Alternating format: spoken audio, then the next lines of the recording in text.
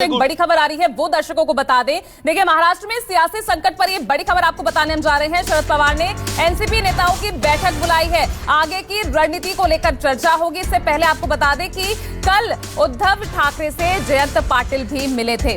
और दीपक दुबे हमारे साथ मातोश्री से सीधा जुड़ रहे हैं। दीपक, आज जिस तरह से शरद पवार बैठक बुला रहे हैं, आगे की रणनीति को लेकर चर्चा होगी। क्या कुछ दिख रहा है? क्या रणनीति बनाई जा सकती है? क्या अभी भी यहां उद्धव के साथ ही टिके हैं शरद पवार, या रणनीति में कुछ बदलाव होता हुआ नजर आ सकता है?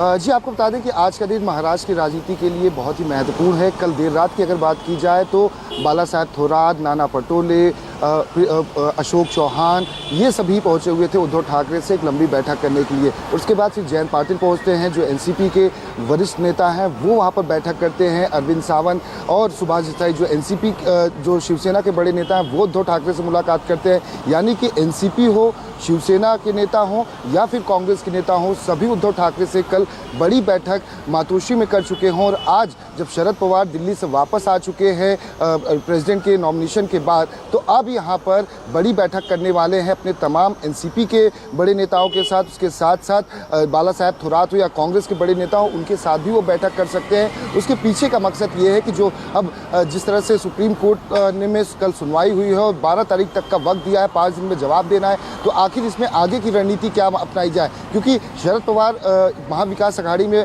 को बनाने में उनकी एक अहम भूमिका रही है। और जिस तरह से लगातार ये बातें अब सामने आनी शुरू हो चुकी है कि फ्लोर टेस्ट के लिए एक नाथ शिंदे ग्रुप हो या फिर छोटी पार्टियां जा सकती है, तो आखिर रणनीति क्या बनाई जा सकती है, इसी को लेकर ये पूरी बैठक की जाएगी। क्योंकि शरद पवार वो शख्स है जिन्होंने उद्धव ठाकरे को 2 बार मुख्यमंत्री पद के इस्तीफे देने से रोका था। और वो खुद शरद पवार जब आए हुए थे उनके घर पर बैठक करने के लिए, तकरीबन 2 घंटे से ज़्यादा की बैठक चली थी। उस दौरान भी आपको बता दें कि शरद पवार ने ही पूरी रणनीति बनाई थी। उसके बाद जाकर शिवसेना जो हुई वो आक्रामक हुई थी। चाहे आदित्य ठाकरे की बात की जाए या फिर संजय राउत की बात की जाए, जिस तरह से जहरीले बोल जो एक नाथ शिंदे गुट के विधायक को लेकर दिए जाने लगे, लाश की बातें की जाने लगी और उसके बलि चढ़ाने की बातें की जाने लगी, जितने भी अपशब्दों या फिर बहुत सारे ऐसे शब्दों का इस्तेमाल हुआ, ये शरद पवार की बैठक के बाद तमाम ये स्ट्रैटेजी अचानक चेंज हुई। क्योंकि पहले शुरुआत की गई थी कि किसी भी तरह से इन्हें मना लिया जाए, लेकिन वो मनाने की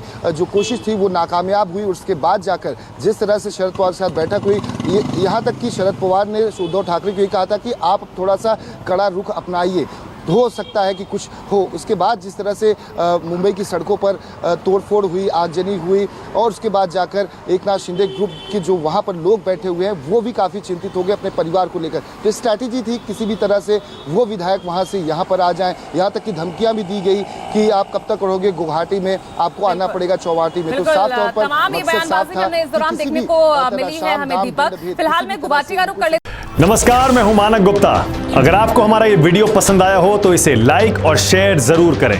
और हां, हमें सब्सक्राइब और फॉलो करना ना भूलें, ताकि आप देश और दुनिया की कोई खबर मिस ना करें। तो जुड़े रहिए हमारे साथ और देखते रहिए News 24।